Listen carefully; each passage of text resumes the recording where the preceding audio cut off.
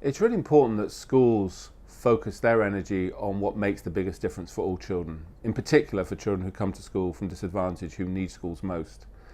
But it's even more important that teachers focus their time and their energy on what makes a difference, because schools are only ever collections of teachers at work. So what we're always trying to do at the EF is help teachers and support teachers and guide them from what the evidence tells us makes the biggest difference in your teaching. Now, within a school, of course, making a difference is not something you do alone, it's something you do together. And principally you do it as you're organised and structured through middle leaders and head teachers. So you can organise your training, your development. Here at the EF, we're about bringing to teachers what we know from evidence from hundreds of thousands of schools, millions of children, rigorous research studies, and say, here's what we've learnt, and here's what you might want to use in your classroom to change the way you're teaching to improve outcomes for your children. What we see in English schools, as we see in around the world, is huge variation between similar children in their outcomes. And these variations are not based on the water being different in one part of the country to another. They're based on decisions teachers are taking in how they go about the business of teaching children. Now, what the evidence suggests is that the biggest difference is around the way in which you as a teacher interact with children to give them feedback. So what we're looking for in reliable and effective schools is not that happening in episodes, in one-off classrooms, but where leadership, and middle leadership particularly, creates reliability, creates consistency in the way you go about teaching children. Children benefit from continuity in their learning.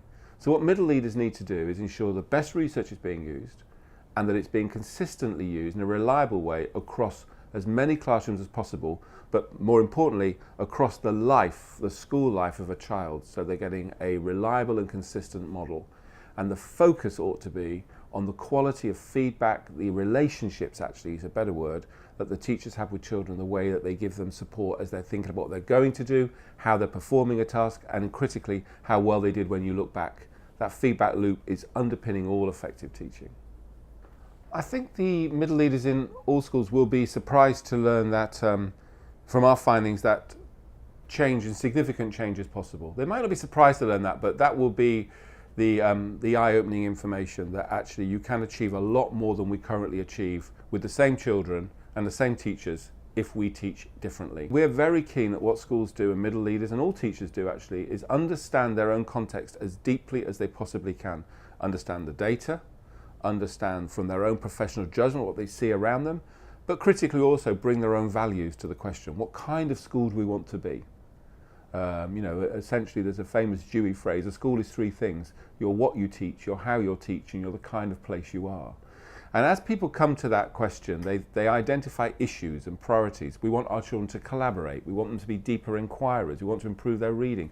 A whole myriad of kind of possible challenges, but the trick is to keep that narrow and small, that group of priorities.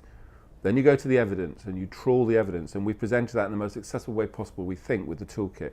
What actually works? What can we bring to that problem? And once you've done that, the challenge then is to implement it with reliability and consistently and as well as you possibly can.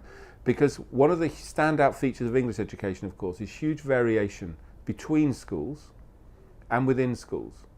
Now, variation is okay, but it's not okay if you're a child from a very similar background and your outcomes are poor compared to someone else who goes out to a school down the road and their outcomes are great. We need more reliability in our system. So how we implement, how we consistently implement really matters, and that is the stuff of middle leadership. Middle leaders are key in this because that's actually where the engine is. We've got lots of heads who are really keen on it, teachers desperate for it, and the glue, the engine here, has to be right in the middle of the system, because I think that principally is where this work should land. The toolkit is essentially an instrument that is dynamic and available for teachers at any time. You may go to it when you've got a general question of a school that we really want our kids are doing well, but do you know what? We're just not seeing enough engagement or inquiry. They're not going deeper. The toolkit would be a good place to turn to if you wanted to look at the evidence of collaboration and deeper inquiry. And what the toolkit allows you to do is either go at a summary moment and drill down and collectively inquire, or even into the individual teacher in this constant kind of inquiry about teaching and learning, just dig into it.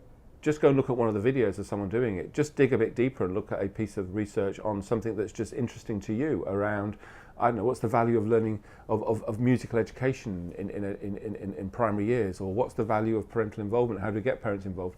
And the toolkit will just start the conversations. Our rules of thumb are 3 really about the toolkit. It's not, you know, you've got to read it with care. The 3 rules of thumb are: always go deeper. Never just look at the surface headline. You've got to dig a bit deeper. That's your obligation. It's a starting point for conversations. It's never an ending point. It just gets you going professionally. And it's a place where you ought to begin an inquiry. It's the starting point of a journey. It doesn't conclude anything, in my view. You know, as middle leaders, when we're given the opportunity and the responsibility to take a project or lead a project in our school, I think we have to be conscious of a couple of things. First of all, we're going to be demanding from people time, which is always precious. We're going to be engaging in a new kind of learning with our children, so we're in a sense experimenting to a degree on them and their learning, which is important. And thirdly, we're trying to do something which is going to improve our school and help all teachers across our school. So when we start something, it's really important that we don't start from a blank page. We should actually ask ourselves what's already known, because we've been teaching as a kind of species for a long time in lots of places, and a great deal is known, and we should start from the known to move to the unknown. What I want to do is I want to improve it a bit more for my children, because the marginal gains really matter. And that's the kind of really interesting role of middle leaders in all organisations, not just education. We share this right across. How do I help people change their behaviours and their practice in order to improve outcomes? It's the stuff really of leadership.